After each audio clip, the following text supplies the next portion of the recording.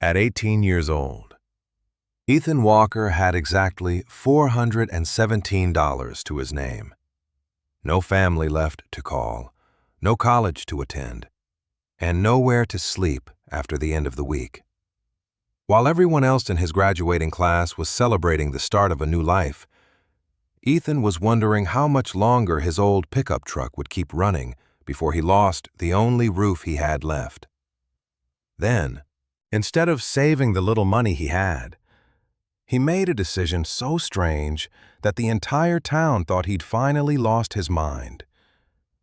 He walked into a county auction and spent $40 on an abandoned fishing dock that everyone else refused to touch. The old dock was falling apart.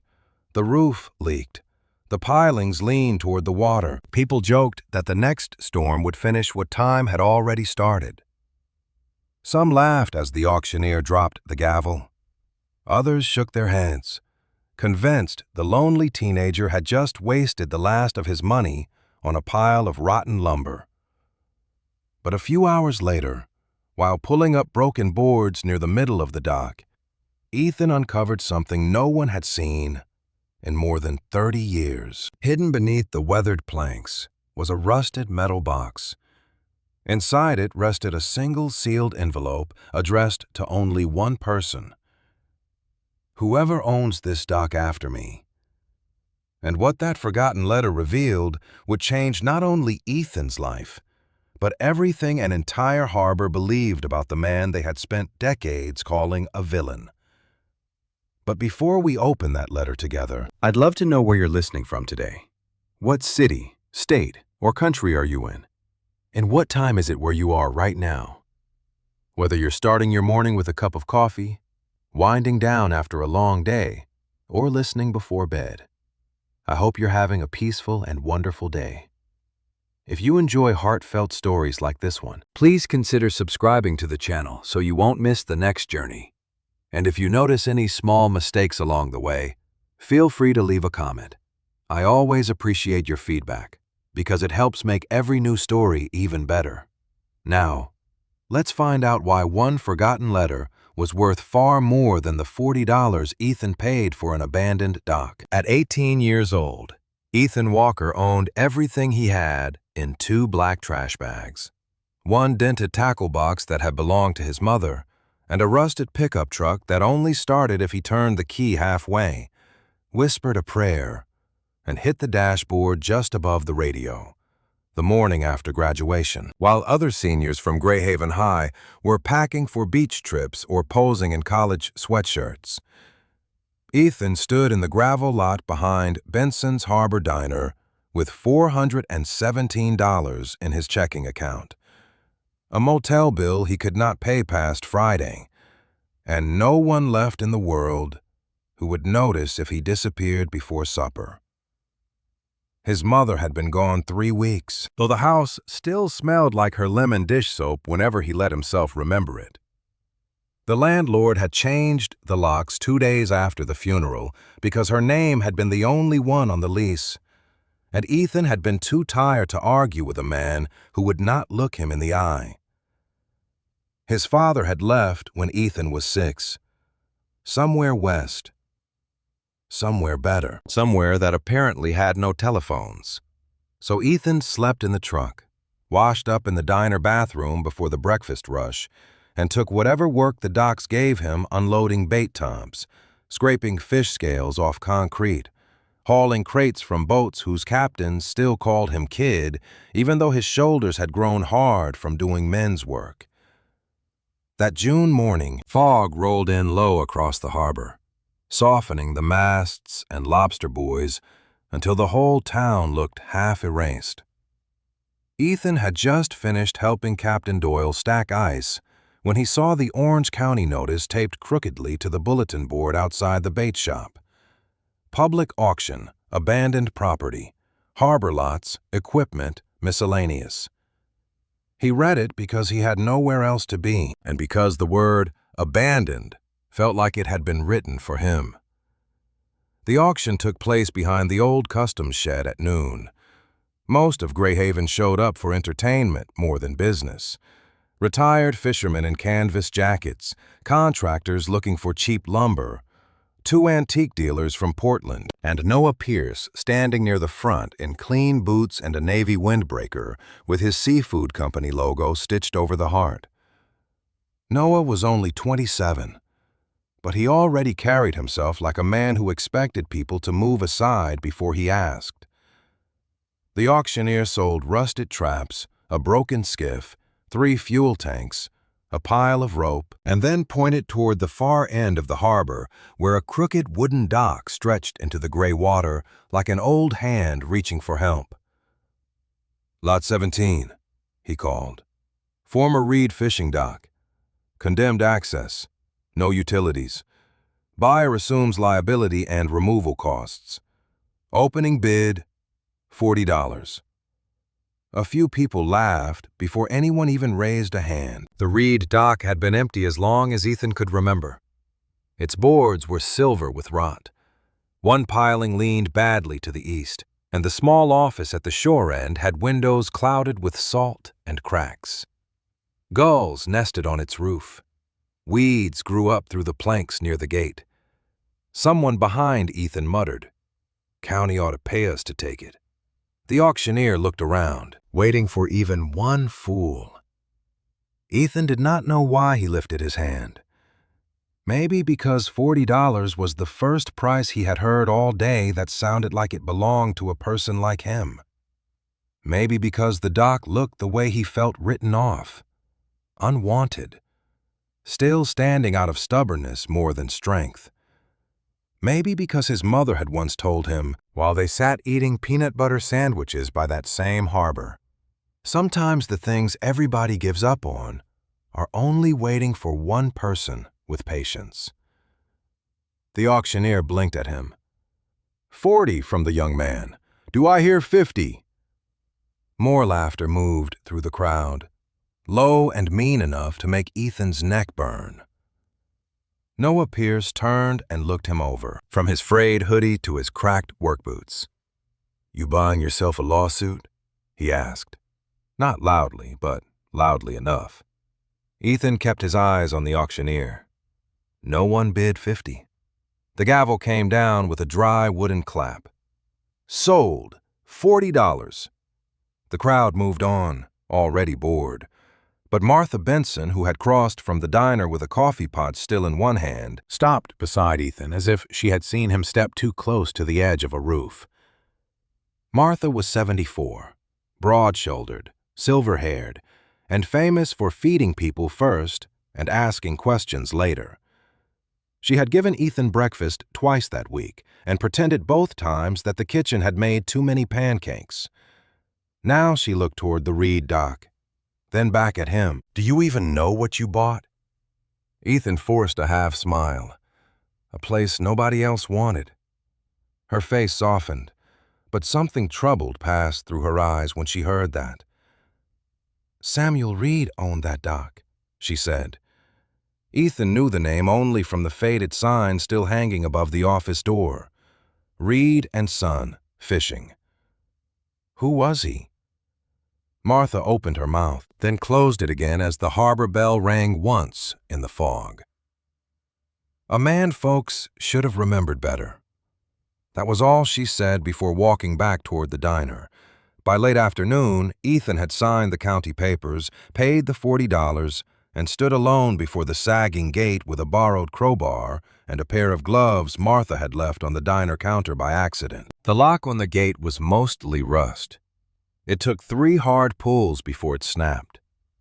The first step onto the dock groaned so loudly that Ethan froze, gripping the railing while cold water slapped the pilings below.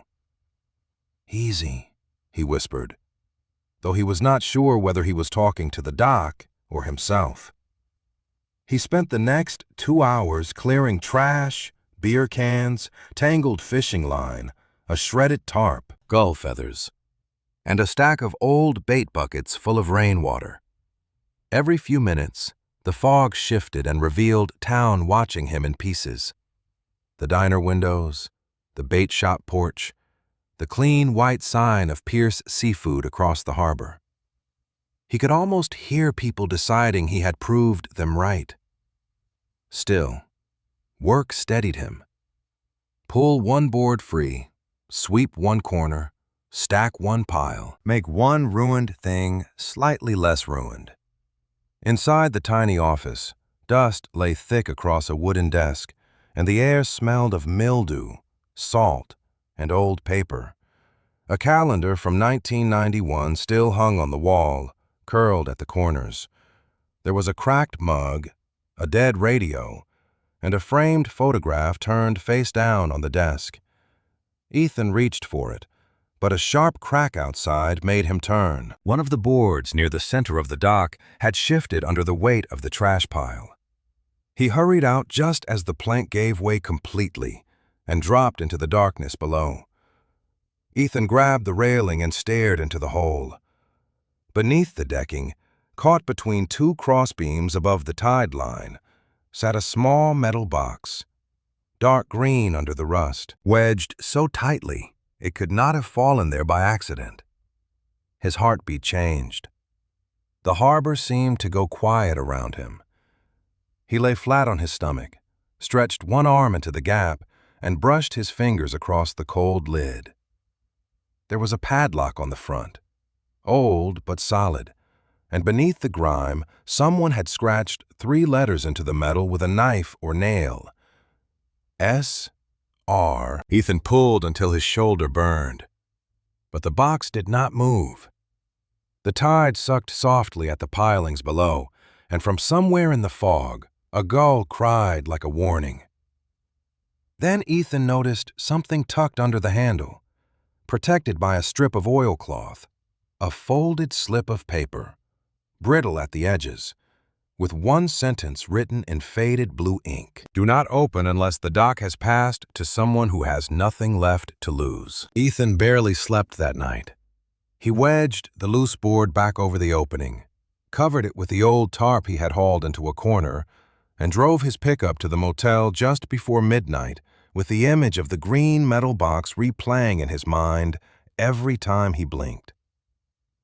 The sentence on the folded slip of paper lingered even longer. Do not open unless the dock has passed to someone who has nothing left to lose. Whoever had written it could never have imagined an 18-year-old sleeping in a rented room that smelled of bleach and cigarette smoke, counting quarters before buying breakfast, or perhaps they had imagined exactly someone like him. Long before sunrise, Ethan gave up trying to sleep. He showered, stuffed the same hoodie into his backpack, and drove toward the harbor while the streets of Greyhaven were still empty, except for gulls picking through overturned trash cans. The fog was thinner than yesterday, revealing the weathered outline of the Reed dock standing alone beyond the working boats. The tide had gone out during the night, leaving enough space beneath the decking for Ethan to crawl closer to the trapped box.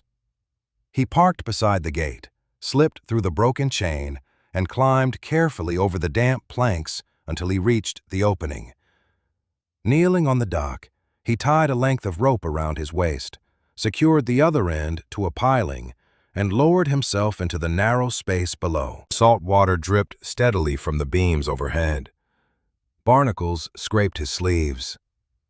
The green box sat wedged between 2 supports exactly where he had left it, as though it had been waiting decades for someone to notice it. He tugged again, harder this time, until rotten wood cracked around one corner. Another pull, and the box came free so suddenly that he nearly fell backward into the mud below. It was heavier than he expected, dense with whatever had been hidden inside. Back on the dock, Ethan wiped away years of grime with an old rag. The initials S.R. became clearer. Samuel Reed. The padlock had rusted almost solid, but one strike from the crowbar split the weakened shackle. Ethan hesitated. The note had warned him not to open it unless he had nothing left to lose. He thought of the motel bill folded inside his wallet, of the truck that coughed every morning before starting, of the empty voicemail inbox that had not received a single message since his mother's funeral. If that wasn't nothing left to lose, He didn't know what was. He lifted the lid.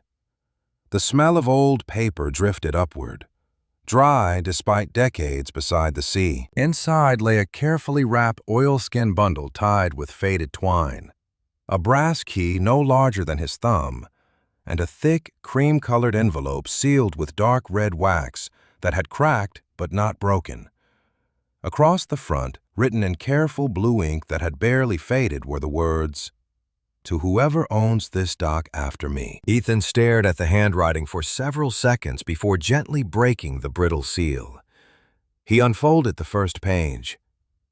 The paper trembled slightly in his hands, though whether from the breeze or his own nerves, he couldn't tell. If this letter has finally been opened, then the harbor has outlived me, and someone has chosen this forgotten place when everyone else turned away. Before you believe what this town says about me, I ask only one thing. Finish reading before you make your judgment. Ethan swallowed. The words felt strangely alive, as though Samuel Reed had expected a conversation rather than leaving behind a farewell.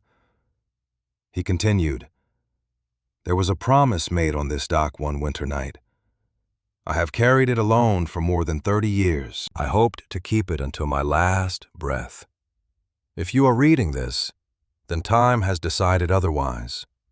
Ethan lowered the page. Questions crowded his thoughts faster than he could sort them. What promise? Why hide a letter instead of leaving it with a lawyer? Why bury it beneath the dock? He turned to the second page, but before he could read another line, footsteps echoed across the weathered boards behind him. Ethan folded the letter instinctively and looked up. Sheriff Tom Briggs stood at the entrance to the dock, one hand resting on the railing. Although officially retired nearly 2 years earlier, Tom still wore the habit of authority like an old coat. His gray beard was neatly trimmed. At his faded sheriff's cap, shaded eyes that missed very little. He wasn't carrying a weapon, only a coffee thermos. For several long seconds, neither man spoke. Tom's gaze drifted from Ethan's face to the opened metal box beside him, then to the cream-colored letter in his hands. Every trace of color drained from the older man's face. "Where did you find that?" he asked quietly. Ethan held the envelope a little tighter. "Under the dock." Tom walked forward more slowly than Ethan had ever seen anyone walk, each footstep deliberate, as though the planks beneath him had become fragile memories instead of wood.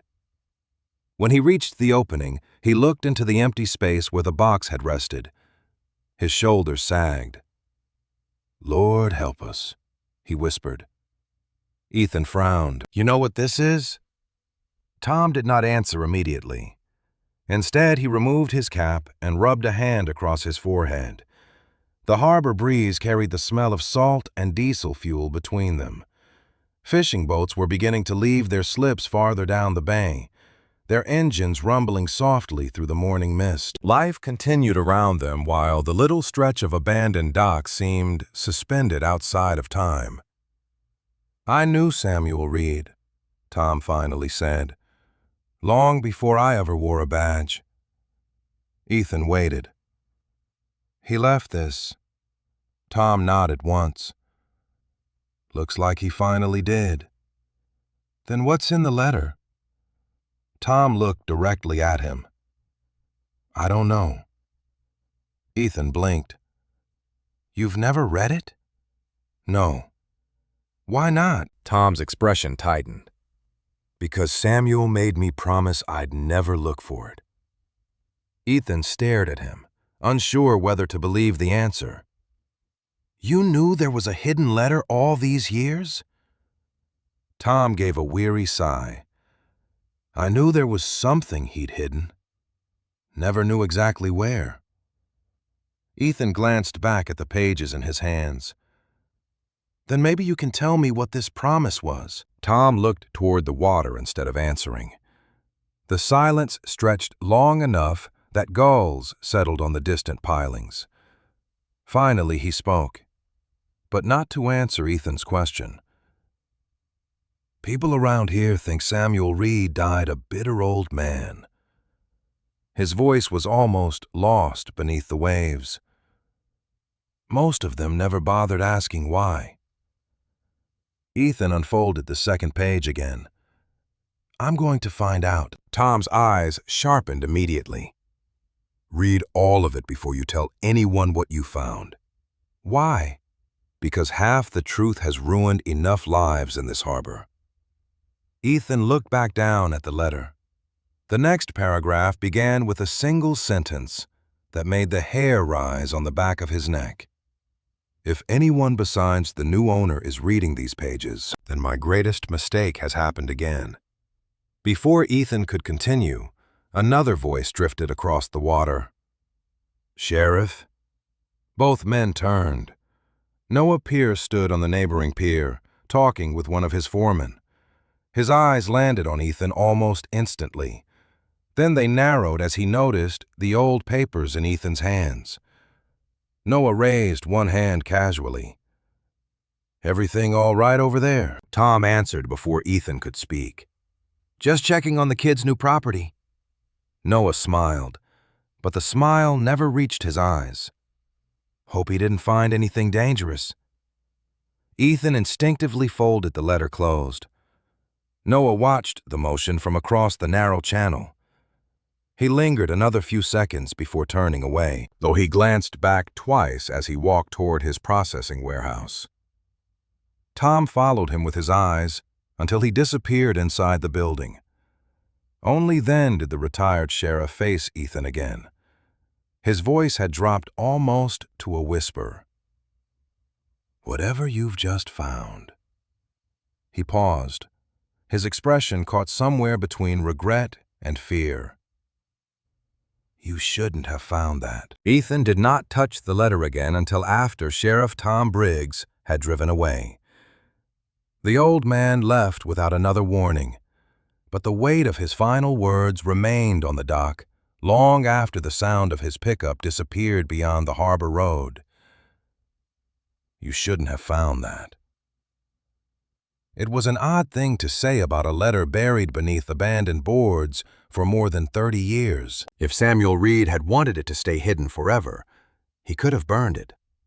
Instead, he had addressed it to whoever eventually owned the dock. That meant someone was always supposed to find it. The question was, why everyone else seemed afraid that someone finally had. Ethan carefully wrapped the pages back inside the oilskin bundle and placed them in his backpack, along with the brass key. He decided he would not read another line until he understood more about the man who had written them. His mother had always believed that stories sounded different depending on who was telling them. Every town has two histories, she used to say. One people repeat out loud, and another they keep buried because remembering hurts. Standing alone beside the Reed dock, Ethan began to wonder which history belonged to Samuel Reed. By mid-morning, he walked across Harbor Street toward Benson's Harbor Diner. The breakfast crowd had mostly disappeared, leaving only 3 retirees lingering over coffee near the front windows. Martha Benson stood behind the counter, wiping down mugs with the same white towel she had probably owned for 20 years. She looked up as the bell above the door jingled. You look like you slept less than I did, she said before he even reached the counter. Ethan managed a tired smile. Is that obvious? Only because your eyes say they're carrying around questions too heavy for one night. She poured him coffee without asking. Sit. Ethan wrapped both hands around the warm mug. For several moments, neither of them spoke. Finally, he asked quietly, Who was Samuel Reed? Martha stopped polishing the mug. She stared out the window toward the fog-covered harbor as though she could still see another version of it. Best fisherman this town ever had, she answered. That's not what people say now. No. Then what changed? Martha sighed. Time, pride, gossip? Depends on who you're asking. Ethan leaned forward. Tell me your version. She rested both hands on the counter. Samuel wasn't born here. Came home from the Navy in the early 70s with enough savings to build that dock almost from scratch. Worked harder than anyone else. Hired teenagers nobody else would give a chance. Paid fair. Never missed church. Never missed paying his crew. Ethan listened carefully. None of that sounded like the bitter old recluse Tom had described people believing in. Martha continued. Then one winter, something happened. What? She hesitated. People stopped talking to him. Why? Depends who tells the story.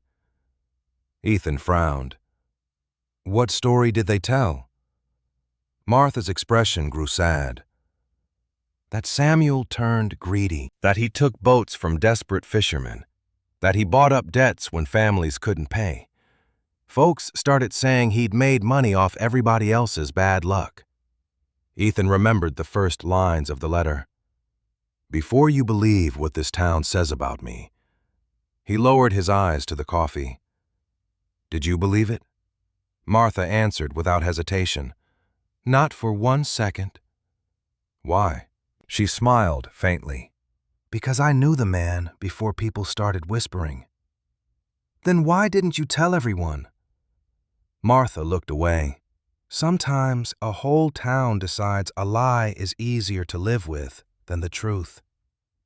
Before Ethan could ask another question, one of the older fishermen called Martha over for a refill. As she walked away, she paused beside him. If you're trying to understand Samuel Reed, she said quietly, don't start with the rumors. Start with the people who remember before the rumors. Ethan spent the rest of the afternoon doing exactly that.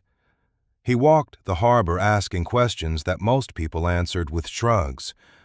An elderly mechanic remembered Samuel always fixing engines for free when young captains were short on money. A retired lobsterman claimed Samuel had become impossible to deal with after the bad winter. Another man simply muttered, should have sold that dock years earlier, before changing the subject. Nobody wanted to explain what had actually happened. Every conversation ended just before the important part.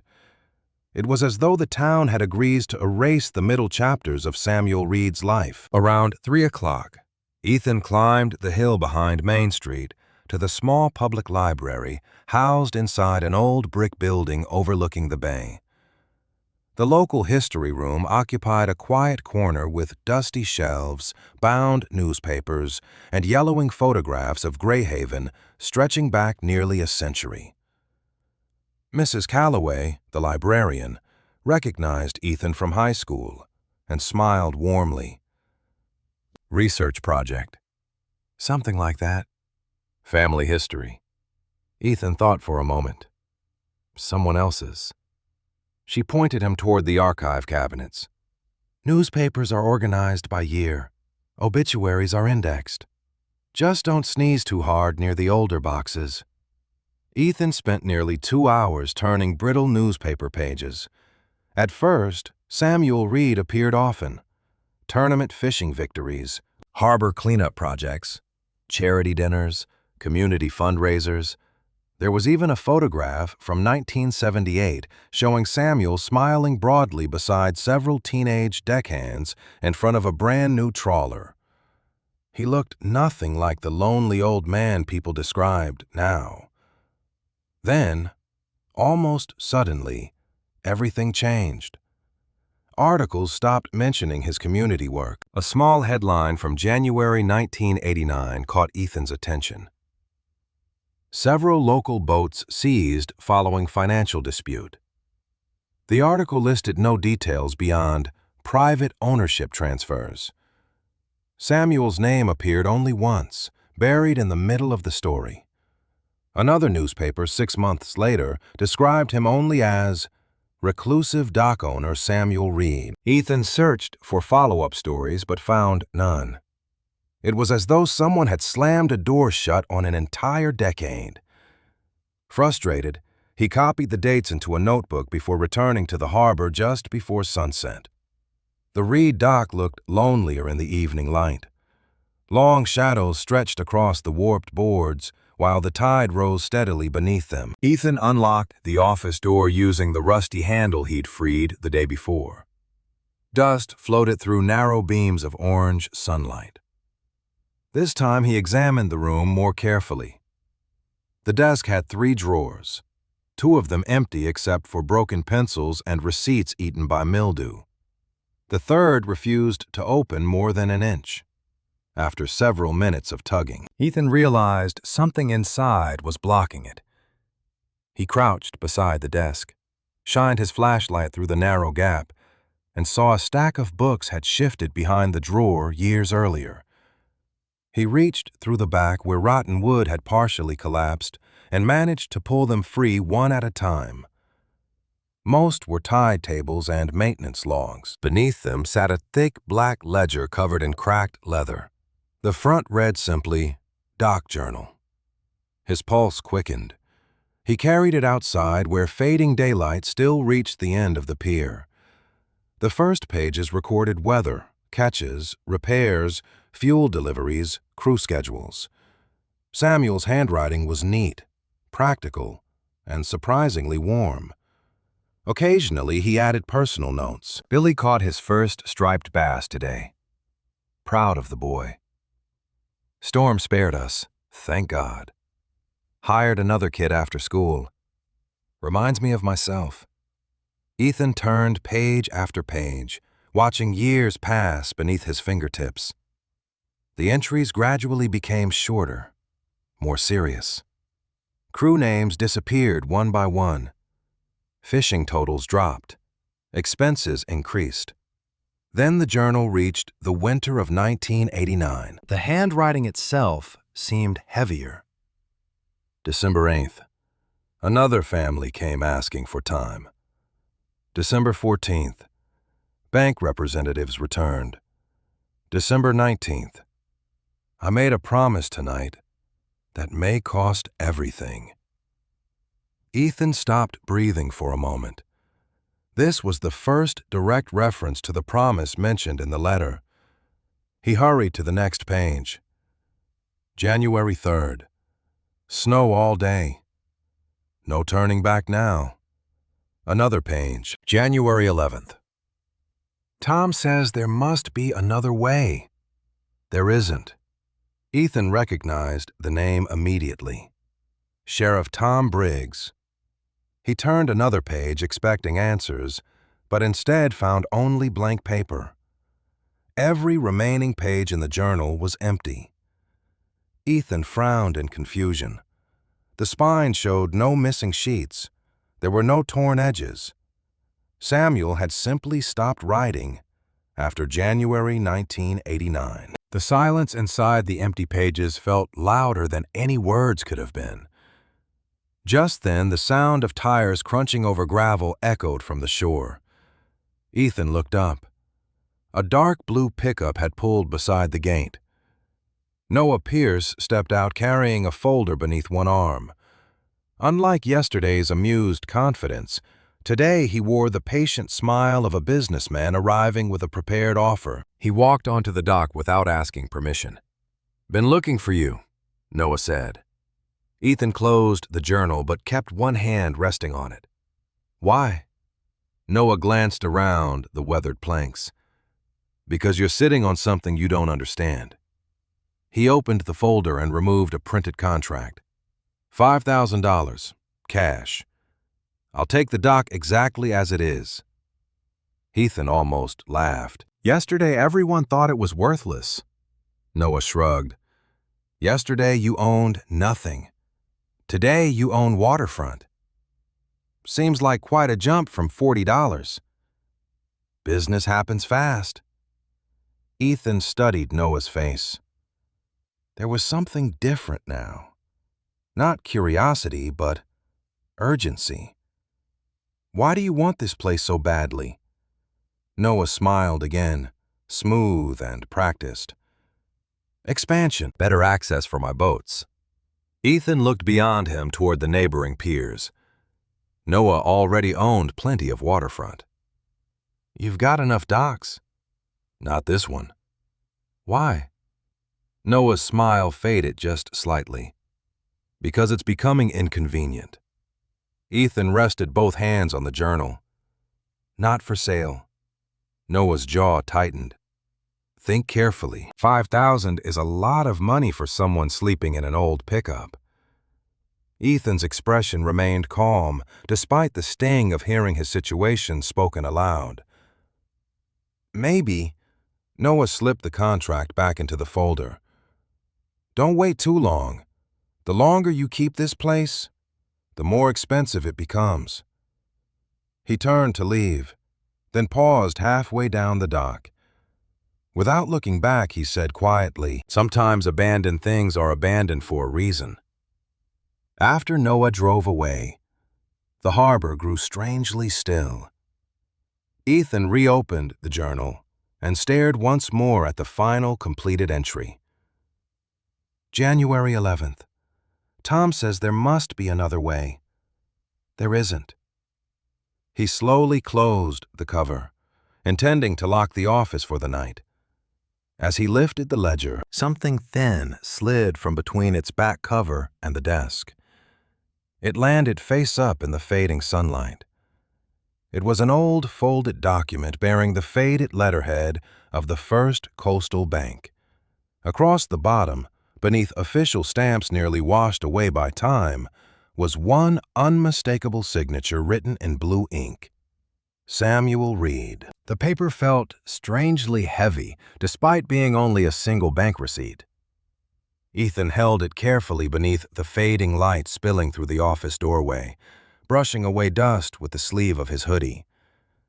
The heading across the top read, First Coastal Bank, Greyhaven Branch, dated January 17th, 1989. Most of the ink had faded into pale gray, but several entries remained clear enough to read. Beneath Samuel Reed's signature appeared a handwritten authorization transferring an amount so large Ethan blinked twice before believing the number. Even adjusted for the years that had passed, it represented nearly everything a successful fisherman might have saved over decades. Yet there was no account number listed under Samuel's name. Instead, the payment had been directed into something called the Harbor Emergency Trust, followed by a notation stamped in red, "Confidential, by request of depositor."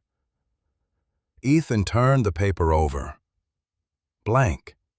No explanation, no names. Just that single mysterious transfer completed in the middle of the winter Samuel had described in both his journal and his unfinished letter. Ethan folded the receipt carefully into his notebook beside the newspaper clippings. Whatever had happened during those weeks, money clearly stood somewhere near the center of it. The next morning dawned bright for the first time all week. The fog had finally retreated beyond the bay, revealing fishing boats already heading toward open water beneath a clear June sky. Ethan spent the early hours repairing loose boards near the entrance to the dock. He worked slowly, replacing nails where he could, removing rotten planks where he couldn't. Every improvement seemed almost ridiculous against the size of the repairs still needed. Yet he found comfort in watching one unsafe step become solid beneath his boots. His mother had always said broken places deserved patience before judgment. Around 9 o'clock, Martha appeared carrying 2 paper bags and a thermos. "Breakfast?" she announced before Ethan could protest. "You're getting predictable," he replied. "So are you," she said. "You skip meals whenever you're thinking too hard." They sat together on the edge of the dock with bacon sandwiches balanced on their knees while gulls circled overhead. For a while, they watched the harbor in comfortable silence. Finally, Ethan removed the bank receipt from his pocket and handed it to her. Martha adjusted her reading glasses. As her eyes moved across the page, the easy warmth left her face. "Where did you get this?" she asked quietly. Inside Samuel's office. Anyone else seen it? Just you. She handed it back immediately. Keep it that way. Ethan frowned. Why? Martha looked toward the water instead of answering directly. Back in the late 80s, this harbor nearly died. Ethan waited. The fish disappeared. Partly, prices collapsed, fuel costs exploded. Banks started calling loans. Families that had fished these waters for generations suddenly couldn't make payments. Ethan remembered the newspaper headline about seized boats. The journal mentioned people asking Samuel for time. Martha nodded slowly. Nearly everybody was asking somebody for time. So what was the Harbor Emergency Trust? Her fingers tightened around her coffee cup. I've heard the name before, never saw proof it actually existed. Until now. Martha's eyes met his. Yes. Ethan unfolded the receipt again. If Samuel donated all that money, Martha interrupted softly, then he gave away almost everything he had. Ethan looked back toward the abandoned office. That doesn't sound like the greedy man everyone talks about. No, she whispered. It doesn't. Before either of them could continue, a diesel engine echoed from across the harbor. Noah Pierce's newest trawler eased away from his processing facility while several workers loaded equipment onto another vessel nearby. Noah himself stood on the dock speaking into his phone. Halfway through the conversation, he glanced toward Ethan. Their eyes met briefly before Noah looked away again. But Ethan noticed something that hadn't been there the previous day. Noah wasn't merely curious anymore. He was watching. Martha noticed, too. He's been asking questions, she said quietly. Ethan turned back. About me? About what you found. How would he know I found anything? Martha gave a tired smile. Small towns don't keep secrets. They just delay sharing them. Ethan slipped the receipt back into his pocket. I'm not selling. I figured as much. You think that's a mistake? Martha considered the question for several seconds. I think Samuel believed some things were worth protecting, even when nobody understood why. She stood to leave, then rested one hand briefly on Ethan's shoulder. Just be careful deciding which people deserve your trust. After she walked back toward the diner, Ethan returned to the office with fresh determination. The brass key from the metal box remained unexplained. He had tried every drawer and cabinet inside without success. Now he searched more carefully, running his fingers beneath shelves, behind loose paneling, inside broken cabinets. Nearly an hour passed before he noticed something unusual beneath the old desk. One floorboard sounded different when he tapped it with the hammer. Instead of the dull thud produced by solid timber, this one answered with a hollow echo. Ethan knelt immediately. The board itself appeared no different from the others except for two old brass screws instead of ordinary nails. He removed them carefully. The plank lifted free, revealing a narrow compartment beneath the floor. His heartbeat quickened. Inside rested a cloth pouch containing several old ledger pencils, a pocket compass, and a ring holding 3 small keys. Ethan compared them with the brass key from the metal box. Different shapes, different sizes. None matched. He examined the compartment again, but found nothing else. No letters, no money, no explanation. Still, someone had intentionally hidden these keys beneath the floor. He carried them into the sunlight and began testing them on every lock remaining in the office. The smallest opened a rusted filing cabinet that contained only mildew-damaged invoices. The second unlocked an empty supply closet. The third fit an old padlock, securing a narrow storage room attached to the rear of the office. The hinges groaned loudly as Ethan pushed the door inward. Dust swirled through a shaft of sunlight entering from a cracked roof panel. Nets hung from hooks. Empty lobster crates lined one wall. Coils of rope lay piled in the corner exactly where someone had left them decades earlier. At first glance, the room appeared ordinary. Then Ethan noticed the back wall.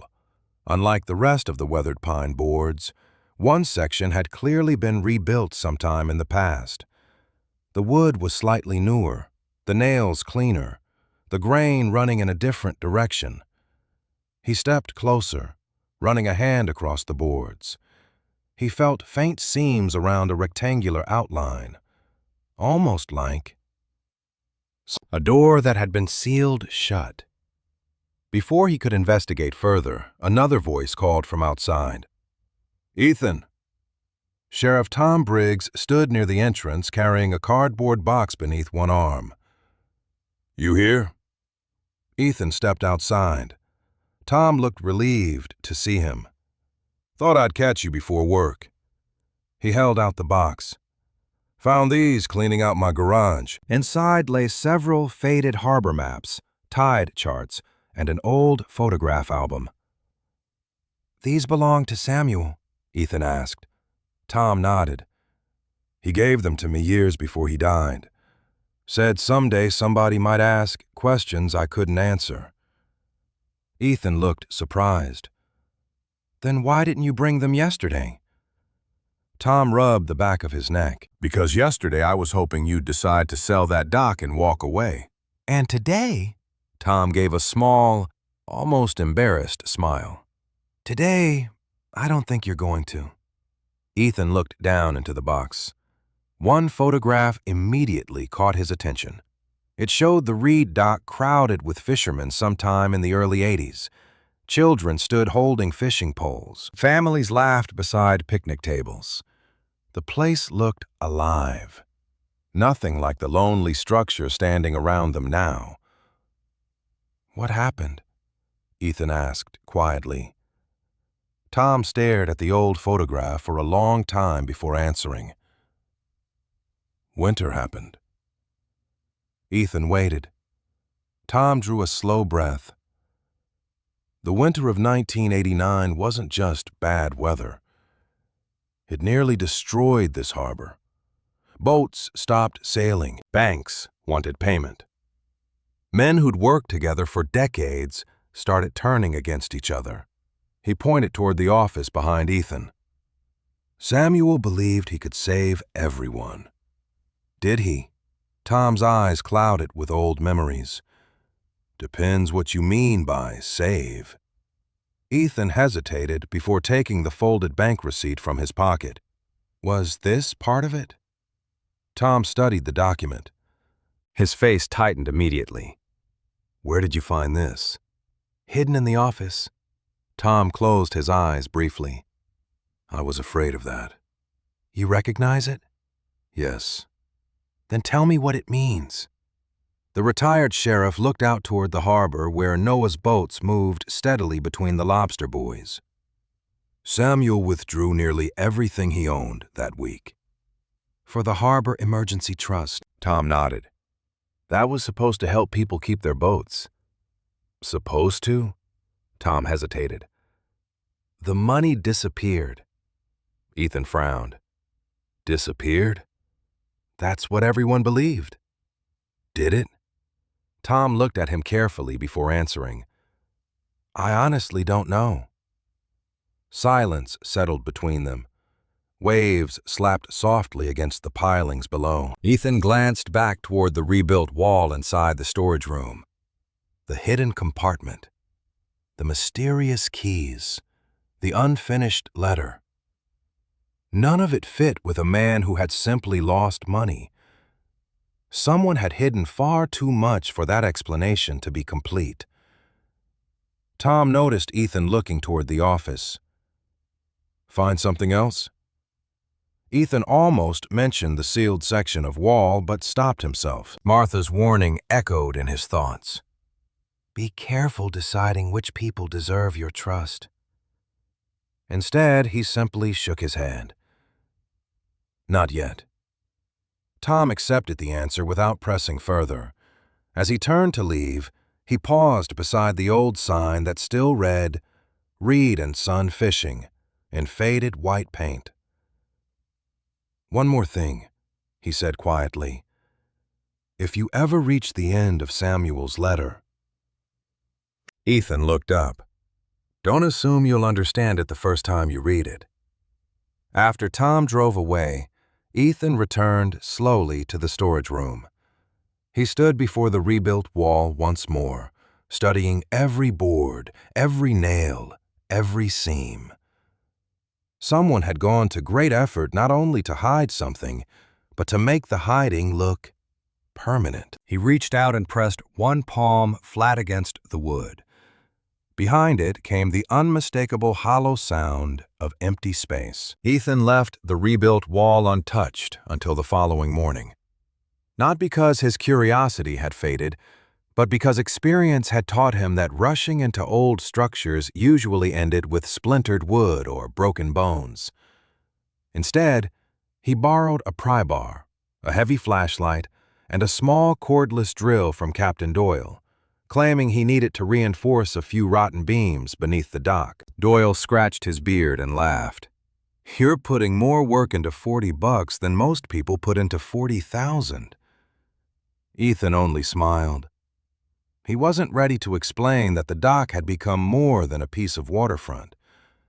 Somewhere inside its weathered boards, Samuel Reed had left behind pieces of a story that nobody else seemed willing to tell. The tide reached its lowest point shortly after sunrise, exposing the thick, barnacle-covered pilings beneath the dock. Ethan climbed carefully into the narrow space below with his flashlight hanging from a hook on his belt. The structure groaned quietly as waves rolled beneath it. He paused every few feet, inspecting each support beam. Several would need replacing before winter. Others remained surprisingly solid despite decades of neglect. Samuel had built the dock well, better than anyone had given him credit for. While examining one of the larger crossbeams beneath the storage room, Ethan noticed fresh saw marks compared to the surrounding wood. They weren't actually fresh, of course. Time had softened them, but unlike the rest of the dock, these cuts had been made long after the original construction. Someone had reinforced the underside directly below the rebuilt wall, almost as if whatever lay behind it had needed extra protection. Ethan climbed back onto the deck, entered the storage room, and studied the sealed wall again. Sunlight filtered through cracks in the roof, illuminating dust floating lazily through the air. He tapped each board slowly with the handle of the pry bar. Solid. Solid. Hollow.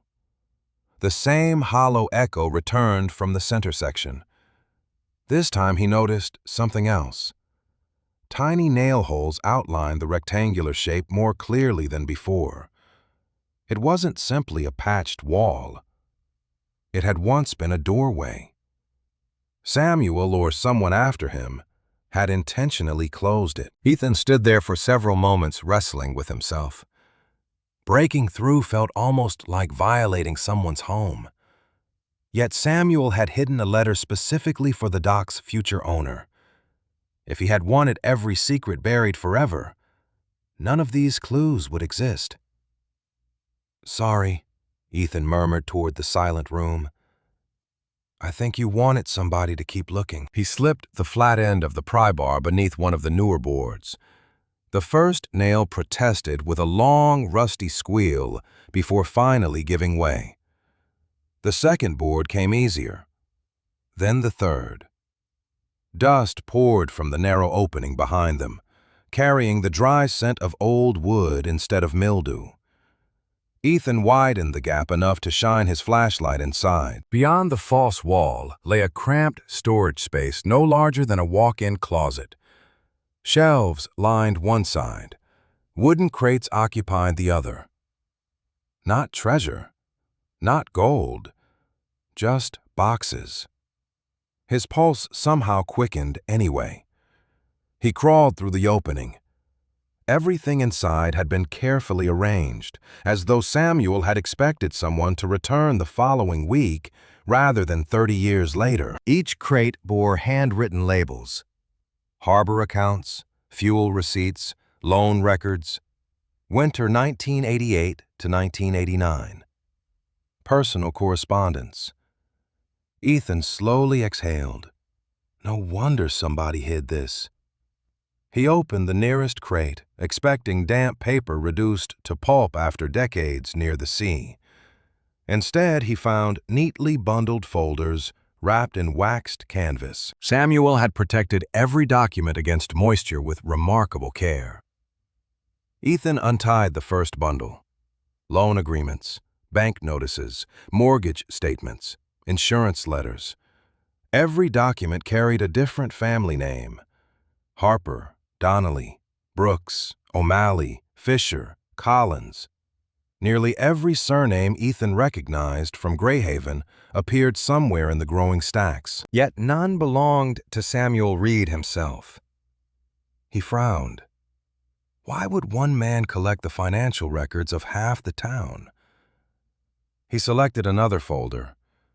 Inside rested copies of overdue boat loans stamped "Past Due," followed immediately by canceled payment notices marked "Paid in Full." Ethan searched for the payer's name. Every receipt carried the same signature: Samuel Reed. His breathing slowed. He opened another folder. Different family, same pattern, another, same result. Every file contained evidence that Samuel had somehow paid someone else's debt. Some amounts were modest, others represented years of earnings. Ethan looked around the tiny room in disbelief. This wasn't a businessman collecting debts. It looked like someone quietly erasing them. He spent nearly an hour opening folder after folder. The pattern never changed. Families facing foreclosure, boat loans overdue, payment extensions denied. Then, often within days, full settlement receipts signed by Samuel Reed. The Harbor Emergency Trust appeared repeatedly across the paperwork, always accompanied by confidential banking notations. Martha had been right. The trust had existed, and Samuel had poured astonishing amounts of money into it. Ethan leaned back against the wall, overwhelmed by the scale of what he was seeing. If these records were genuine, Samuel hadn't taken boats from struggling fishermen. He had saved them. Yet somehow, history had remembered exactly the opposite. A truck door slammed outside. Ethan quickly gathered the folders and listened. Footsteps crossed the dock. Slow, deliberate. He slipped behind the shelving unit and switched off his flashlight. Someone entered the office. The floor creaked. A chair scraped softly across the floorboards. Ethan held his breath. "Kid." Noah Pierce's voice drifted through the wall. "You here?" Silence. More footsteps. The office drawers opened one after another. Ethan's heart began pounding. Noah wasn't calling loudly enough for someone he expected to answer. He was checking whether anyone was present. After several tense moments, the footsteps moved toward the storage room. Ethan watched through a narrow crack between the remaining boards as Noah stepped inside. His eyes swept across the room. He paused directly in front of the rebuilt wall, now missing 3 planks. Ethan felt every muscle tighten. Noah crouched and touched one of the removed boards lying on the floor. His expression hardened. "Damn it," he muttered under his breath. Ethan had never heard him sound rattled before. Noah looked around once more, then reached into his pocket and pulled out his phone. Keeping his voice low, he said, "He's opening it." A pause. "No, not yet. But he will." Another pause. "I'll handle it." He ended the call, replaced the phone, and left without another word. Ethan waited until the sound of the truck faded completely before climbing out from behind the shelves. His hands trembled slightly. Noah hadn't sounded surprised that a hidden room existed.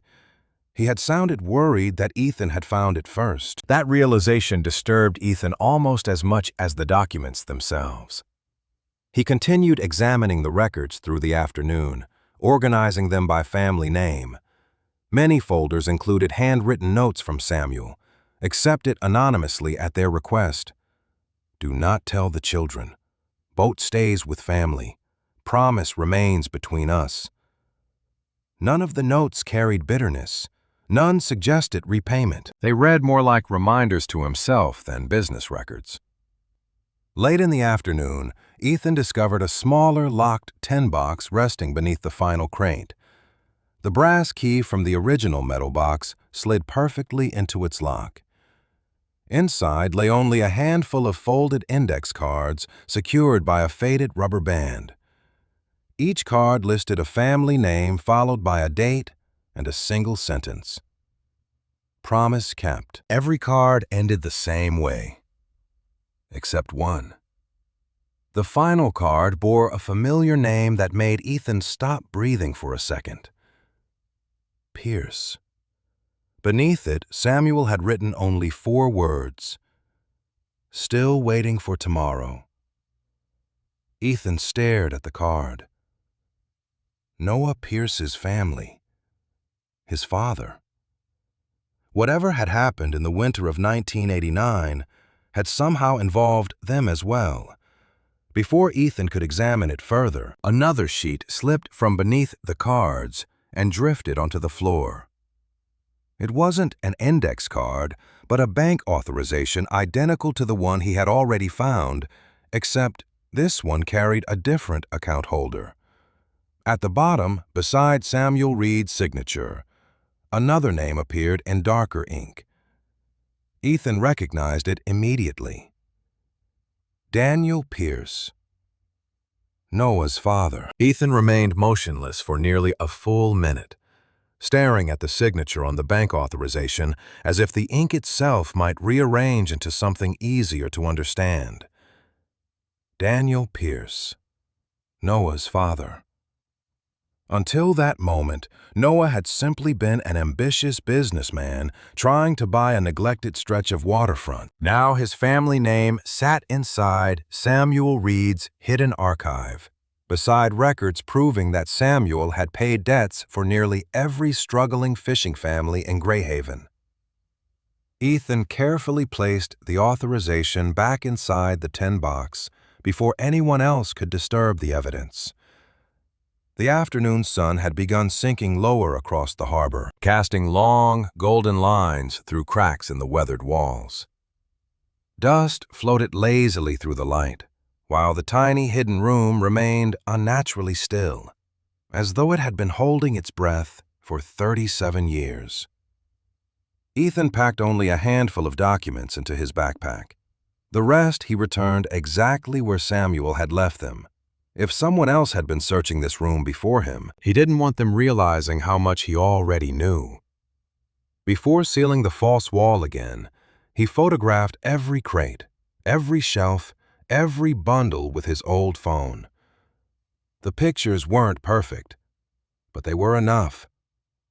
Once the wall was back in place, only the missing 3 boards hinted that anything unusual had ever existed. That evening he drove to Sheriff Tom Briggs's small white farmhouse overlooking the marshes north of town. The porch light was already on despite the lingering daylight. Tom answered the door before Ethan had a chance to knock twice. One look at Ethan's face, and he stepped aside without asking questions. "Kitchen," Tom said quietly. "Coffee's still hot." The farmhouse smelled of cedar, old books, and fresh bread. Family photographs lined the hallway, graduations, weddings, fishing trips, but Ethan noticed there wasn't a single picture featuring Samuel Reed. Tom filled 2 mugs before sitting heavily at the kitchen table. "You found something," he said. It wasn't a question. Ethan removed the Daniel Pierce authorization and laid it carefully between them. Tom looked down at the paper. His shoulders slowly sagged. I was hoping that one had been destroyed. You've seen it before? Tom nodded once. Long ago. Then tell me what it means. The retired sheriff remained silent for several moments. Finally, he wrapped both hands around his coffee mug as though drawing warmth from it. You deserve more answers than I've been giving you. Ethan waited. Tom looked toward the window where the evening light reflected off distant water. During the winter of 1989, the fishing industry here collapsed almost overnight. Banks weren't interested in excuses. They wanted payments. Families that had spent generations on the water suddenly had 30 days to save businesses built over lifetimes. Ethan listened without interrupting. Samuel couldn't stand watching neighbors lose everything, Tom continued. So he came up with an idea. The Harbor Emergency Trust. Yes, Tom nodded. He sold equipment, cashed out investments, mortgaged his own property. Everything he had went into that trust.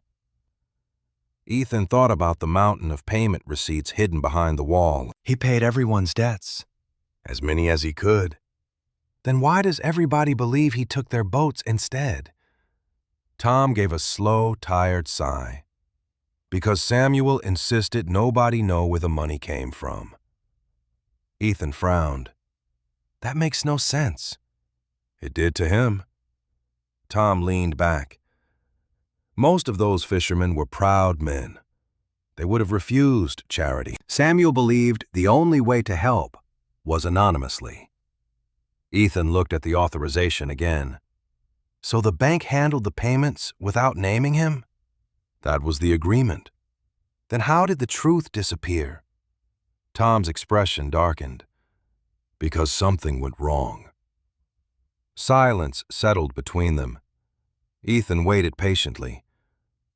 Toward the end, Tom finally said, the trust ran out of money. Ethan blinked. What happened? Too many families, too many loans. Samuel couldn't save everyone. So he had to choose. Tom slowly shook his head. No. He looked Ethan directly in the eyes. He chose to lose himself instead. Ethan frowned. What does that mean? Tom opened a nearby drawer and removed an old photograph, sliding it across the table. It showed Samuel Reed standing beside a much younger Tom on the Reed dock during winter. Snow covered the pilings. Both men looked exhausted. On the back, Samuel had written in blue ink, some promises cost more than money. Ethan studied the words. What promise? Tom hesitated. I can't tell you that. Ethan looked up sharply. Why not? Because it wasn't mine to break. Frustration flashed across Ethan's face. You keep saying that. Because it's still true. Tom rubbed one hand across his beard. Samuel believed if people ever discovered what he'd done, they'd spend more time arguing over who owed whom than remembering why he did it. Ethan reached into his backpack and removed the first pages of Samuel's letter. He wrote this for whoever owned the dock after him. Tom looked away. Have you read farther? Not yet. Maybe you should. Ethan unfolded the next page. The paper had grown softer with age, but the ink remained remarkably clear. He read aloud.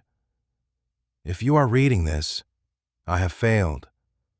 I wanted every family to keep believing they survived because they refused to give up. Not because one stubborn fisherman signed papers in the dark. Pride feeds a man almost as well as bread. I could never take both from them. Ethan lowered the page slowly. The kitchen fell silent. Tom stared into his coffee. That's Samuel, he whispered. Ethan continued reading silently. There will come a day when someone asks why I became the villain. If that day comes after I'm gone, don't waste your time defending my name. Protect theirs instead. Ethan closed the letter. He knew people would blame him. Tom nodded. He accepted it. Why? Because sometimes one man carrying shame is easier than an entire town carrying gratitude. Ethan struggled to absorb the thought. His own life had been filled with people protecting themselves first. Samuel had apparently spent decades protecting everyone else. Then why hide all the documents? Tom asked softly. What would have happened if those families discovered their homes and boats had survived only because one neighbor quietly paid their debts? Ethan thought about the fishermen he'd met around town. Proud men. Independent men. Men who measured worth by whether they could provide for their own families. Some would have felt indebted forever, Ethan admitted. Exactly. Tom nodded. Samuel didn't want that. Ethan looked down at the papers again. Then why leave evidence at all? Tom smiled sadly. Because truth deserves a witness eventually. Before Ethan could respond, headlights swept briefly across the kitchen window. Both men instinctively looked outside. A dark pickup slowed near the end of Tom's driveway before continuing down the road. Neither man could identify the driver in the fading light. Tom waited until the taillights disappeared. You're not the only one asking questions anymore. Ethan felt a chill despite the warm kitchen. You think that was Noah? Maybe. Tom stood and walked to the window. Or maybe somebody Noah works with. Ethan frowned. Works with? Tom turned back slowly. Noah wasn't even a teenager when all this happened. Whatever he knows came from somebody older. The thought settled heavily between them. Someone else knew enough about Samuel's hidden records to worry when Ethan started uncovering them. Someone who had remained silent for decades. Ethan gathered the documents carefully. I found something else. He handed Tom the index card bearing the Pierce family name. Tom adjusted his glasses. Reading the 4 handwritten words, "Still waiting for tomorrow," he became unusually quiet. I've never seen this. Any idea what it means? Tom shook his head slowly. No. What about Daniel Pierce? Another long silence followed. Finally, Tom answered. Daniel wasn't a bad man. Then why is his name different from everyone else's? Tom stared at the card again. Because as far as I know... He paused, choosing his words carefully. That Daniel was the only fisherman Samuel couldn't save before the deadline. Ethan frowned. But his signature's on the authorization. Yes. Tom nodded slowly. Which means either everything I believed is wrong. He looked back at the faded handwriting. Or there's a part of this story Samuel never told anyone. The following morning, Ethan unlocked the Reed dock before sunrise.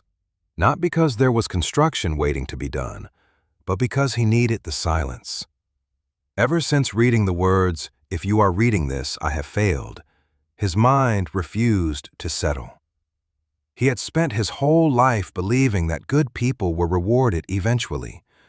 That kindness somehow circled back if someone waited long enough. Yet Samuel Reed had given away nearly everything he owned, protected the pride of dozens of families, accepted the blame for actions he never committed, and died remembered as the villain of his own story. It felt unfair, in a way that made Ethan unexpectedly angry. He stood at the end of the dock watching the first lobster boats disappear through the morning mist, wondering how many captains steering those boats had unknowingly inherited a future Samuel had quietly purchased decades earlier. He reached into his backpack and unfolded another page of the letter. "Do not hate the people who forgot," Samuel had written. "People remember the stories that allow them to sleep at night. If they had known the truth back then, many would have spent the rest of their lives trying to repay a debt I never wanted collected. Better they think poorly of me than raise their children believing they survived because another man carried them." Ethan slowly folded the page again. It was impossible not to admire someone capable of thinking that way. Yet it also made him wonder whether Samuel had sacrificed too much. His mother would have argued with him. She had always believed that accepting help wasn't weakness. "People aren't meant to carry everything alone," she used to tell him whenever he insisted on fixing something without asking neighbors for tools or advice. Standing there, Ethan wished more than anything he could ask her what she thought about Samuel Reed. Instead, he tucked the letter safely away and picked up a hammer. There was still work to do. If he couldn't solve the mystery yet, he could at least replace another section of broken railing. Around mid-morning, Martha appeared carrying a basket covered by a blue dish towel. "Blueberry muffins," she announced, "and before you refuse, they're already baked." Ethan laughed for the first time in days. "You always know when I skipped breakfast. You walk faster when you're hungry." She handed him a warm muffin before noticing the new stack of lumber beside the office. "You're really fixing this place." Ethan shrugged. "Somebody should." Martha smiled toward the harbor. Samuel would have liked hearing that. They sat together on the edge of the dock while Ethan described, carefully omitting the hidden room, what Tom had finally admitted about the Harbor Emergency Trust.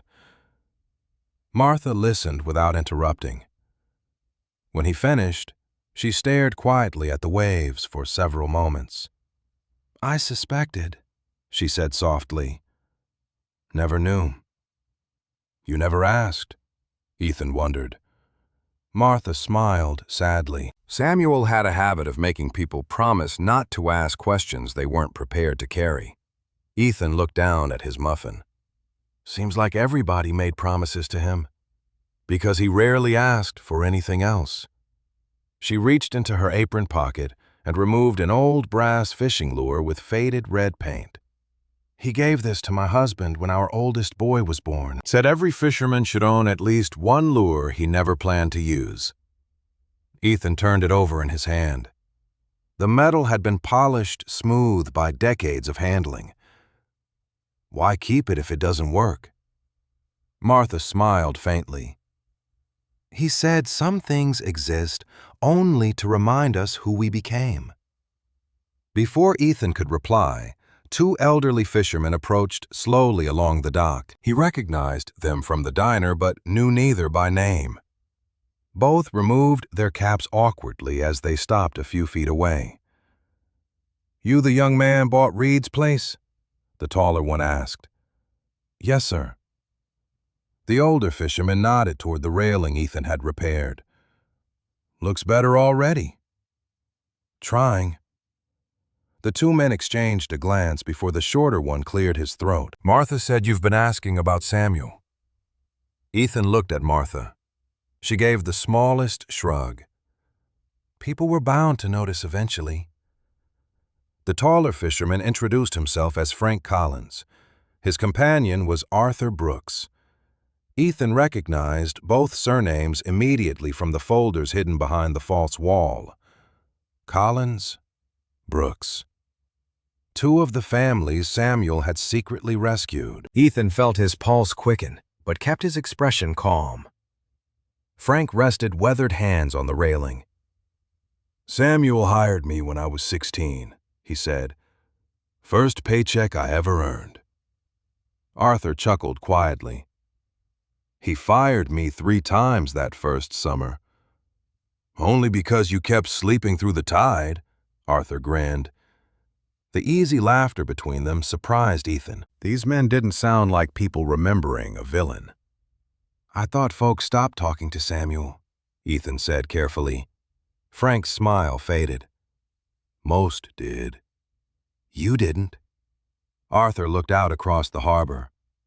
No. Why? Neither man answered immediately. Finally, Frank spoke. Because a person's worst rumor shouldn't erase 30 good years. Ethan hesitated before asking, Did either of you ever owe him money? Both men looked at each other again. Arthur frowned slightly. No. You sure? Frank scratched his chin. Never borrowed a dime. Ethan knew differently. He had seen the paid loan records with his own eyes. Samuel had kept his promise. Even the people he helped had never realized it. Arthur suddenly laughed quietly. Funny thing, though. Ethan looked up. Back in '89, the bank called about my boat loan, told me it had been settled somehow. Frank nodded slowly. Mine too. Arthur shrugged. We figured there'd been some accounting mistake. Ethan felt his heart beating faster. You never found out who paid? Both men shook their heads. Frank smiled. Didn't ask too many questions back then. We were just grateful to stay on the water. Ethan glanced toward Martha. She lowered her eyes into her coffee without saying anything. The conversation drifted toward old fishing stories before the two men eventually headed back toward town. As soon as they disappeared from sight, Ethan looked at Martha. They still don't know. She nodded. No. Should they? Martha took a long breath before answering. That's becoming your decision, isn't it? Ethan wasn't sure he liked the responsibility hidden inside those words. Later that afternoon, he gathered several of the family folders from the hidden room and spread them across Samuel's old desk. One after another, they told nearly identical stories. Mortgage delinquent, boat loan overdue, settlement completed anonymously. Harbor Emergency Trust. Samuel Reed's signature. He began making a list of every family name, nearly 40 households, more than half the harbor. No wonder Samuel had lost everything. As he reached the bottom of another folder, a folded photograph slipped free and landed face up beside the papers. Ethan picked it up carefully. It showed Daniel Pierce standing shoulder to shoulder with Samuel Reed in front of the dock. Both men looked younger, covered in grease and sawdust, smiling with the easy confidence of close friends. Daniel had one arm around Samuel's shoulder. Across the back, someone had written, First day of the new fuel shed. Couldn't have done it without you. Sam, Danny. Ethan stared at the picture. Friends, not rivals. Everything Noah seemed to believe about Samuel suddenly became even harder to understand. Before he could think further, tires crunched sharply outside. A truck door slammed. Moments later, Noah Pierce appeared in the office doorway. His eyes immediately swept across the papers covering the desk. You've been busy. Ethan calmly gathered the nearest folder into a pile. Just cleaning. Noah stepped inside without invitation. Cleaning usually doesn't involve 30-year-old bank records. Ethan froze for the briefest moment. Noah noticed. So, Noah said quietly, you found them. Ethan didn't answer. Noah looked around the office, then lowered his voice. You don't understand what you're holding.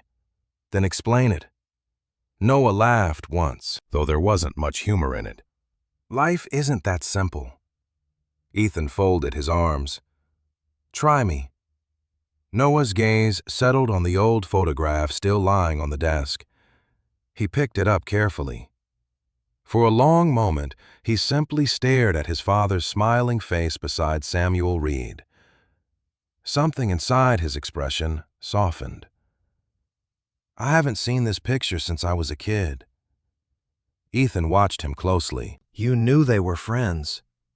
Noah nodded almost absently. best friends once. Then why spend all week trying to buy Samuel's doc? Noah slowly turned the photograph over in his hands. Because some memories should stay buried. That's not an answer. Noah looked directly at Ethan. No. It's a warning. He carefully set the photograph back onto the desk. You think you've uncovered a hero. Ethan said nothing. Noah continued quietly. Heroes are easier to admire before you learn everything they did. He turned toward the door, paused, then looked back one final time. If you keep digging, don't expect the truth to make anybody happy. After Noah drove away, Ethan picked up the photograph again. On the back, beneath Daniel Pierce's handwritten note, another line appeared so faint he hadn't noticed it before. It looked as though Samuel had added it years later in lighter blue ink. There were only 6 words. I couldn't keep my promise to Danny. The wind shifted overnight, carrying the clean scent of open water through the broken windows of the old office as Ethan unlocked the read dock before dawn. Sleep had become something that happened to other people. Every answer he uncovered seemed to split into 2 new questions, and Samuel Reed's quiet handwriting had begun occupying the same corner of his thoughts where his mother's voice had always lived. He spread the remaining pages of the letter across the old desk, careful not to disturb the order Samuel had left behind decades earlier. The paper had yellowed with age, but the ink remained steady, almost stubborn, refusing to fade, despite years hidden beneath salt air and weathered timber. Ethan unfolded the next page and continued reading. If you have reached this far, then you already know enough to hate me or understand me. Either way, I ask one final kindness. Do not measure a man by what he managed to save. Measure him by what he refused to abandon. Ethan stopped for a moment, staring out through the office window toward the quiet harbor. Boats rocked gently against their moorings while gulls circled overhead. Completely unaware that the history beneath them had been built upon sacrifices nobody remembered. He looked back down at the page. The dock was never the important thing. Wood rots, nails rust, storms take what they please. What matters is whether this place remains open to those who have nowhere else to begin again. Ethan slowly lowered the paper. Those words landed somewhere deeper than every bank receipt, every hidden ledger, every newspaper clipping he had uncovered. Samuel had never been protecting lumber and pilings. He had been protecting possibility. He remembered standing at the county auction with $417, nowhere to sleep beyond the weekend, and absolutely no plan beyond surviving another month. Nobody else had wanted the dock because nobody else had needed what it represented. Ethan suddenly understood why Samuel had addressed the letter to whoever owned the property after him instead of naming a specific person. He had never been waiting for an heir. He had been waiting for someone who understood what it felt like to have nowhere left to go. A knock against the open office door startled him from the thought. Martha Benson stood outside carrying another paper sack, though this time she looked less like someone delivering breakfast and more like someone bringing difficult news. "Mind if I come in?" she asked softly. Ethan nodded. She stepped inside, glancing around the room that had already begun looking less abandoned than it had only a week earlier. Fresh boards rested against one wall. Broken windows had been temporarily covered. Dust no longer coated every surface. Samuel's office was slowly becoming alive again. Martha set the paper bag on the desk. "Blueberry pie this time," she said.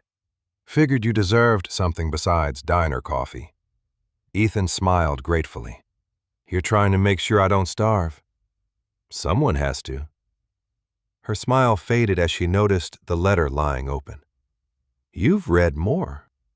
I have. Did he finally explain himself? Ethan looked down at the pages. Not completely. He hesitated before reading a portion aloud. The dock was never the important thing. What matters is whether this place remains open to those who have nowhere else to begin again. Martha closed her eyes briefly. That sounds exactly like Samuel. Ethan studied her face. Did he ever help young people? She gave a quiet laugh. Half the fishermen in this harbor started by sweeping these floors after school, even people who couldn't pay, especially them. Ethan thought about his own first mornings after his mother's funeral, when Martha had quietly left pancakes on the counter because she knew he didn't have enough money. Why? Martha looked toward the harbor.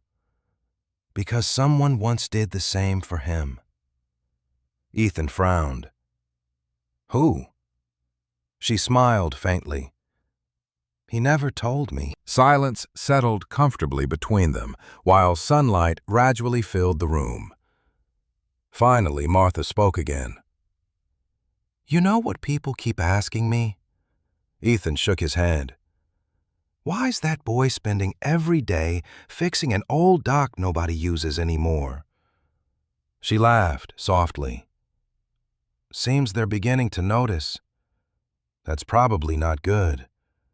Depends who notices. She reached into her apron pocket and produced a small brass plaque no larger than a postcard. It had once been polished, but had darkened with age. Across the front, engraved in neat lettering, were the words, "Welcome aboard. Every hand deserves a first chance." Ethan looked up in surprise. Where did this come from? Samuel gave it to me the year he replaced the office door. Martha smiled gently. Said if the sign ever disappeared, I was to keep it until someone earned it.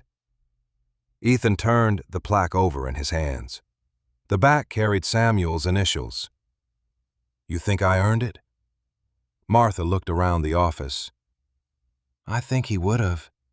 Before Ethan could answer, another truck pulled into the gravel lot outside. This time it wasn't Noah. Frank Collins climbed out first, followed by Arthur Brooks. Behind them came two younger fishermen Ethan recognized from the harbor. They approached slowly, hats in hand, almost uncertain whether they belonged there. Frank spoke first. Heard you were fixing railings. Ethan nodded cautiously. Trying to. Frank lifted several freshly cut pressure-treated boards from the truck bed. Figured you could use these. Ethan blinked. I can't pay for lumber. Arthur chuckled. Didn't ask you to. One of the younger fishermen stepped forward, carrying a bucket filled with galvanized bolts. Got extras left over from rebuilding my pier last spring. Another handed Ethan a coil of heavy marine rope. Didn't seem right letting this place fall apart. Ethan stood speechless as the small pile of supplies grew larger. Nobody made speeches. Nobody explained themselves. They simply began carrying materials toward the dock as naturally as if they'd always planned to spend their morning there. Martha smiled quietly beside him. Looks like the harbor remembers more than it realized. Throughout the afternoon, the dock echoed with sounds it hadn't heard in decades. Hammers striking nails, laughter drifting across the water, men teasing each other over crooked cuts and bent screws. Ethan watched in amazement as complete strangers volunteered hours of work without asking for anything in return. Frank repaired loose railings. Arthur replaced damaged cleats. The younger fisherman stabilized one of the leaning pilings. No one mentioned Samuel directly, yet somehow every hammer blow felt like an apology offered to a man who would never hear it. During a break, Ethan slipped into the office and unfolded the next page of the letter.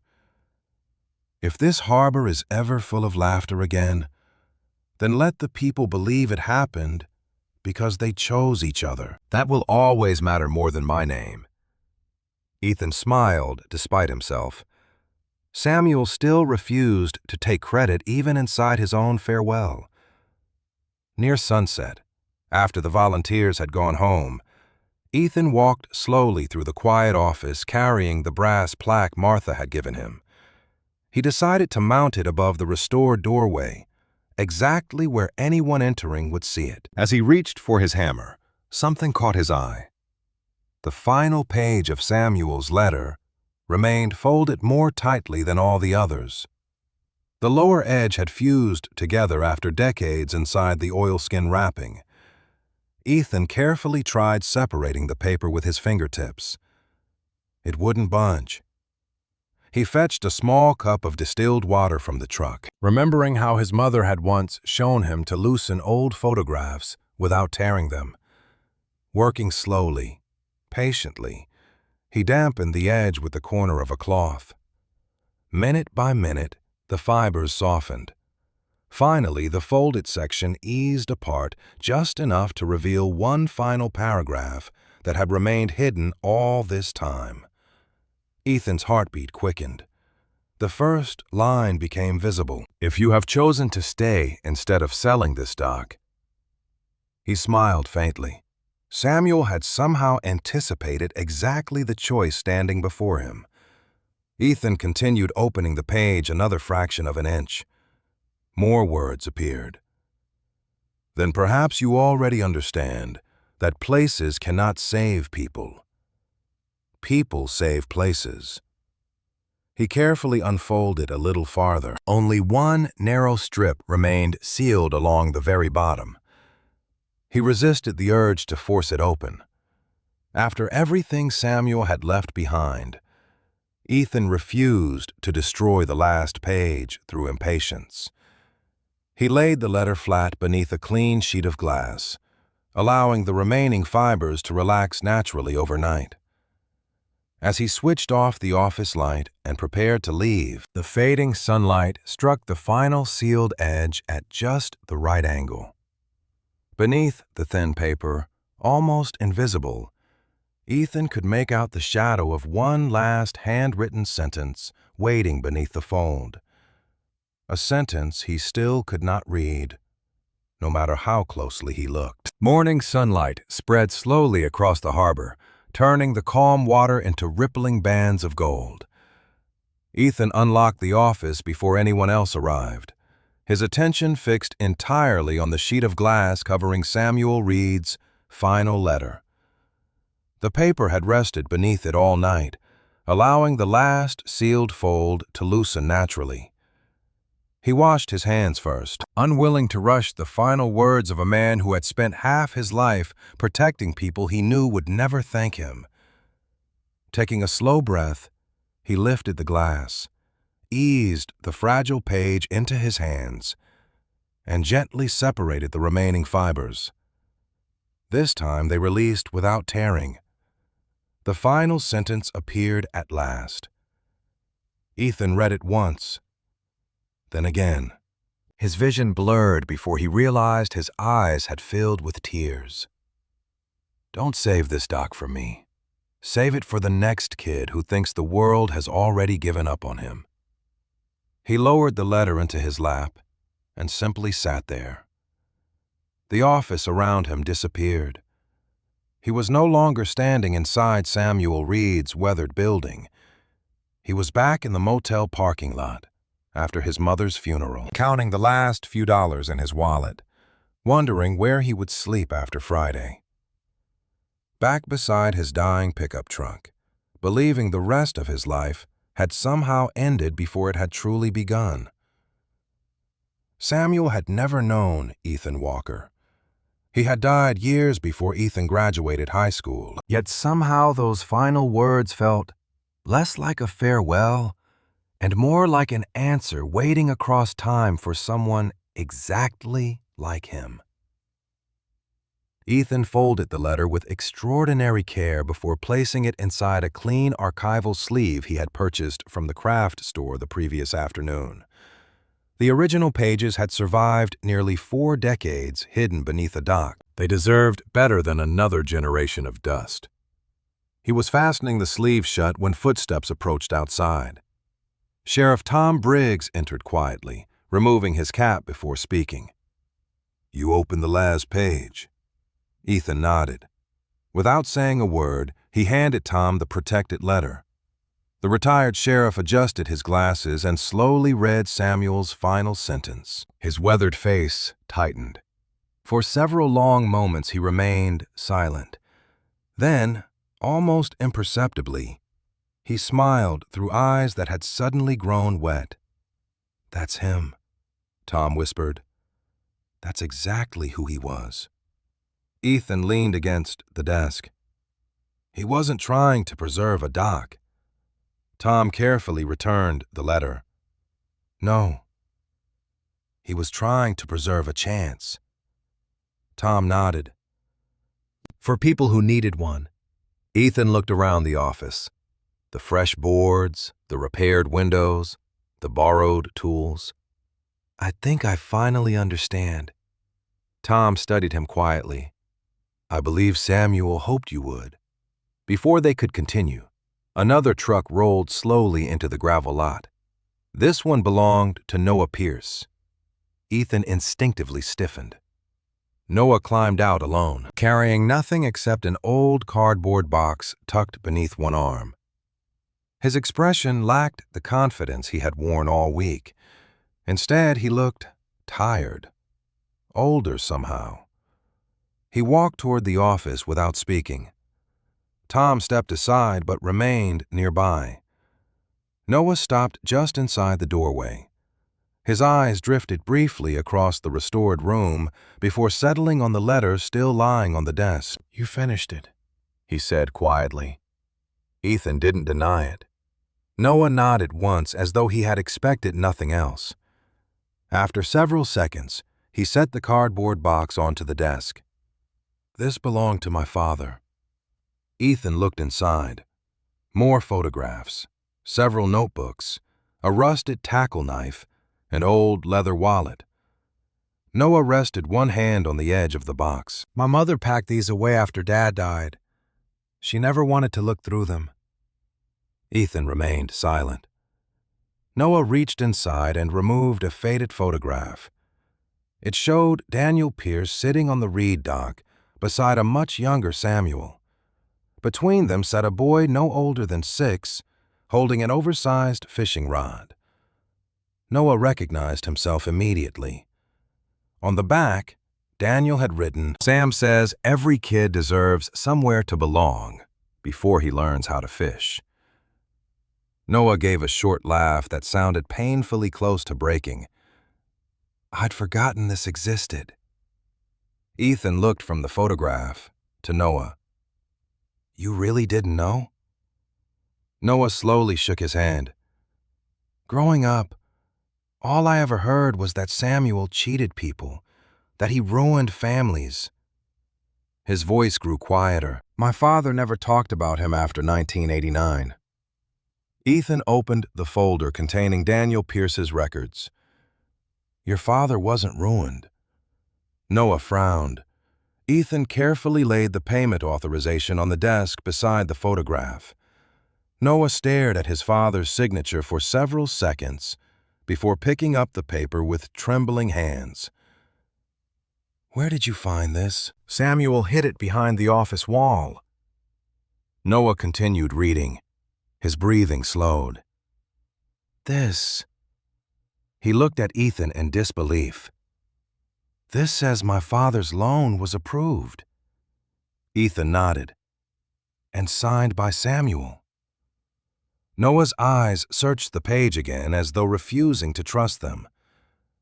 "Dad always believed the bank rejected him." Ethan quietly placed the final index card beside the authorization.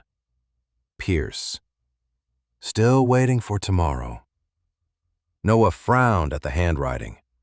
"What does that mean?" Ethan hesitated.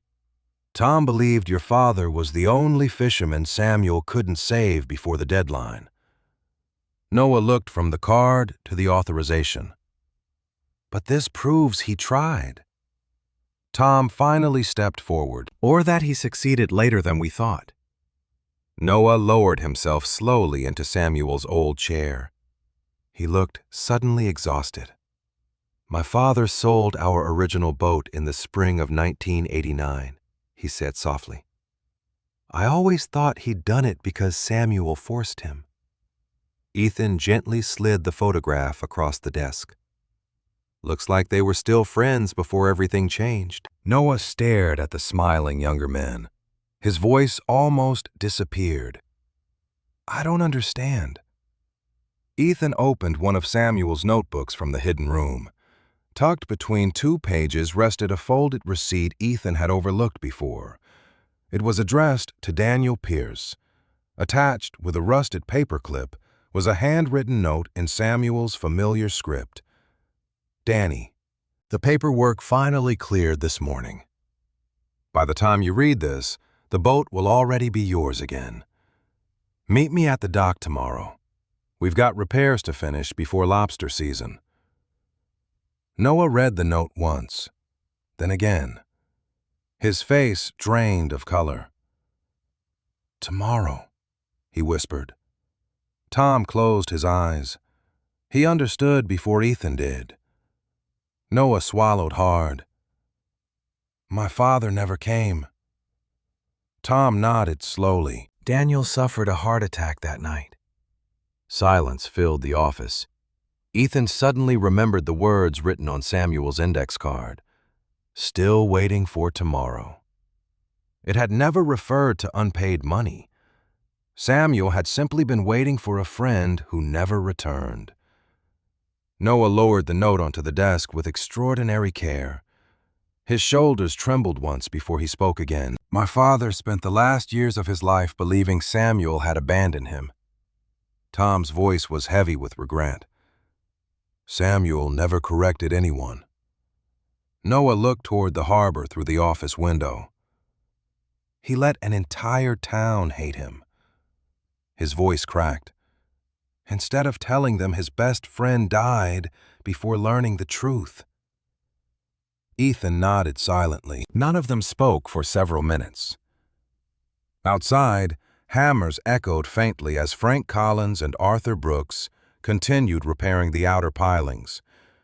Life carried on while decades of misunderstanding quietly dissolved inside the little office. Finally, Noah stood. He picked up the photograph of his father and Samuel, studying it one last time before placing it back inside the box. I'm withdrawing my offer. Ethan looked up. Noah managed a tired smile. You were right not to sell. He glanced around the office. This place deserves better than becoming another private marina. Ethan extended his hand. After a brief hesitation, Noah accepted it. The handshake carried no triumph, only understanding. As Noah walked toward the door, he paused beside the newly mounted brass plaque that read, Welcome aboard. Every hand deserves a first chance. He rested his fingers lightly against the worn metal before looking back at Ethan. Looks like Samuel finally got his tomorrow after all. Noah left quietly, driving away without looking back toward the harbor. Ethan stood alone in the office holding Samuel's letter once again. Outside, more trucks were arriving. Frank had returned with additional lumber. Arthur carried paintbrushes. 2 younger fishermen unloaded buckets of hardware. Martha crossed the parking lot balancing trays of sandwiches for everyone. Without anyone organizing it, the harbor had begun rebuilding the Reed dock together. Ethan watched them through the window, then looked back down at the letter resting safely inside its protective sleeve. For the first time since buying the property for $40, he realized the hardest decision no longer involved uncovering the past. It involved deciding what the future of Samuel Reed's dock should become. Summer settled gently over Greyhaven during the weeks that followed. The Reed dock no longer looked like a forgotten scar stretching into the harbor. Fresh timber replaced broken planks. New pilings stood where leaning ones had threatened to collapse.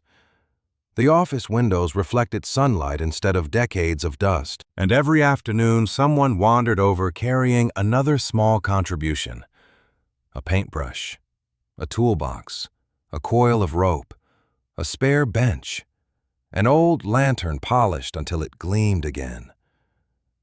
Nobody kept track of who had donated what. Somehow that seemed fitting. Samuel Reed had spent his life giving without expecting recognition.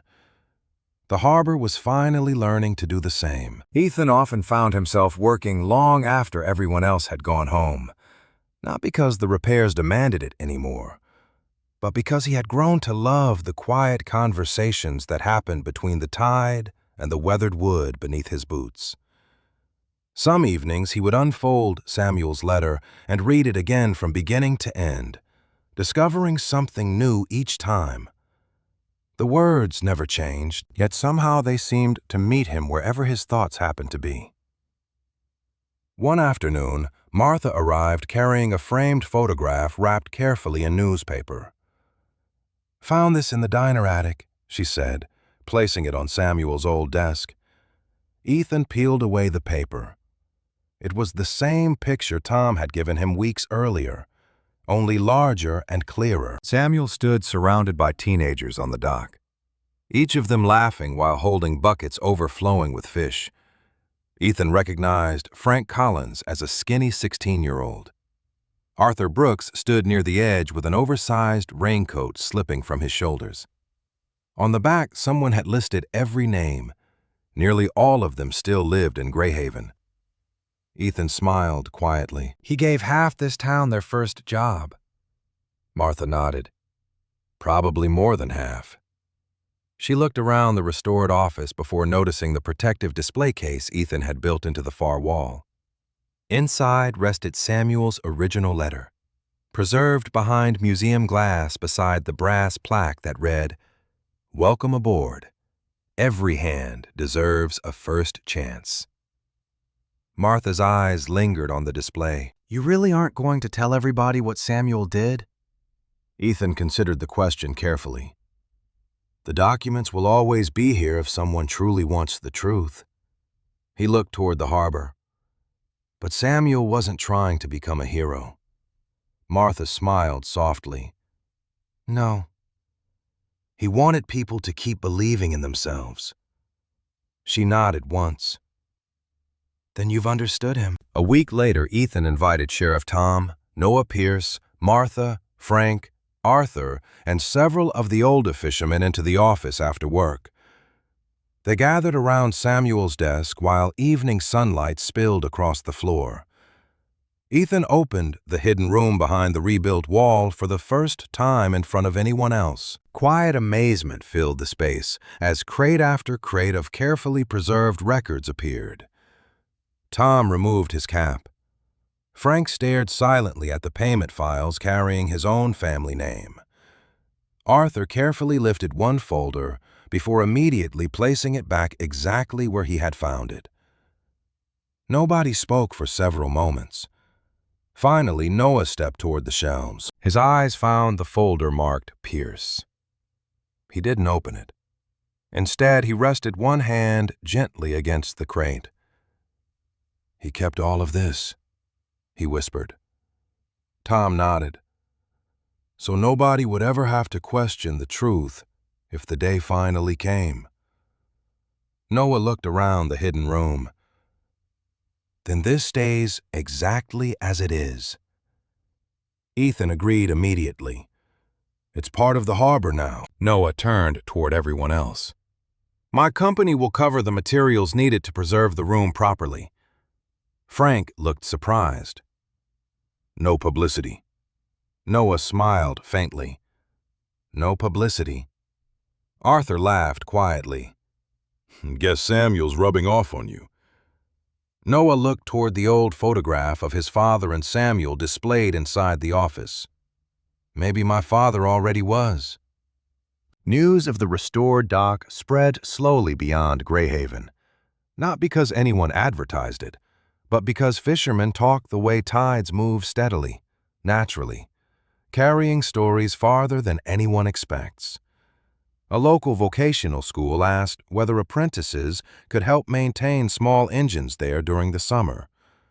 Captain Doyle offered to teach navigation classes one Saturday each month. Martha insisted every student eat free at the diner afterward. Even the county agreed to repair the old access road once volunteers cleared the overgrown brush. Ethan watched everything unfold with quiet disbelief. Only 2 months earlier, he had been wondering where he would sleep after the motel bill came due. Now people sought him out daily with ideas for making the dock useful again. One afternoon, Noah walked down the pier carrying a folder. Ethan looked up from repairing a storage locker. "Another offer?" Noah laughed. "No." He handed over several papers. "Property survey." Ethan looked puzzled. Noah pointed toward the unused stretch of shoreline beside the dock. "Turns out my company owns the narrow strip connecting your lot to the public parking area." Ethan frowned. "I didn't know that." "Neither did I until last week." Noah shrugged. "I'm transferring it." Ethan looked up sharply. "You don't have to." Noah smiled. "I know." He folded Ethan's fingers around the deed. "Call it repayment for believing the wrong story about Samuel all these years." Ethan shook his head. "Samuel would have told you not to." Noah laughed. "Probably."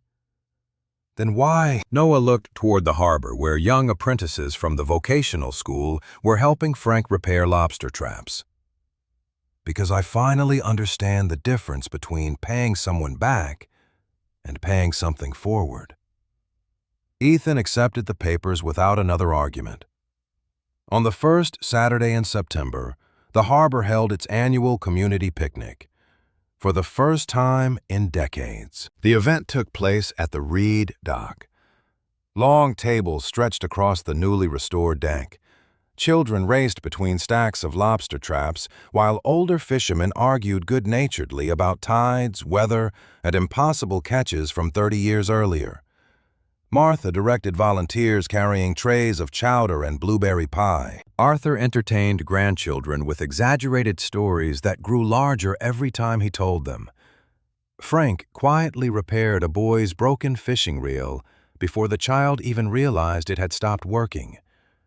Tom sat beneath the office awning watching everything with the peaceful expression of a man finally seeing an old burden set down. Near sunset, the mayor stepped onto the dock carrying a small microphone. "Before everybody starts eating dessert," she announced, "there's one thing we'd like to do." She invited Ethan forward. Embarrassed, he reluctantly approached. The mayor smiled warmly. 2 months ago, this place was scheduled for demolition. She looked around at the crowd. Today, it belongs to all of us again. Applause echoed across the water. Ethan rubbed the back of his neck awkwardly. "Honestly, I didn't do this alone." "We know," the mayor replied. "That's the point." She handed him a simple wooden sign covered by a cloth. "Would you—" Ethan pulled away the covering. Burned neatly into the wood were the words, "The Samuel Reed Community Dock, open to every hand seeking a first chance." The applause grew louder. Ethan swallowed hard before looking toward Martha. She simply smiled through tears. Tom quietly removed his cap again. Even Noah applauded longer than anyone else. Later that evening, after everyone had gone home and the harbor had grown quiet once more, Ethan walked alone into the office. He lit the old brass lantern that now hung beside Samuel's desk. The room glowed warmly against the gathering darkness. He opened the display case one final time, not to remove the letter, but simply to read the last sentence again. "Don't save this dock for me. Save it for the next kid who thinks the world has already given up on him." Ethan smiled. "I will." He closed the case gently. Outside, waves rolled softly beneath the pilings exactly as they had the night Samuel hid the letter beneath the dock decades earlier. Time had carried away buildings, boats, fortunes, and even memories. But kindness had somehow survived all of it. Ethan stepped onto the porch and locked the office for the evening. As he turned toward the parking lot, he noticed an old pickup truck pulling hesitantly to the entrance. A teenage boy climbed out, no older than 16. His clothes were worn. His backpack looked nearly empty. He paused uncertainly beside the gate before spotting Ethan. Excuse me," the boy said. "Are you the owner?" Ethan smiled. Something like that. The teenager glanced nervously toward the restored dock. "I just moved here with my aunt." He looked down at his boots. "Captain Doyle said somebody here might need help after school." Ethan looked past the boy toward the office where Samuel's letter rested safely behind glass.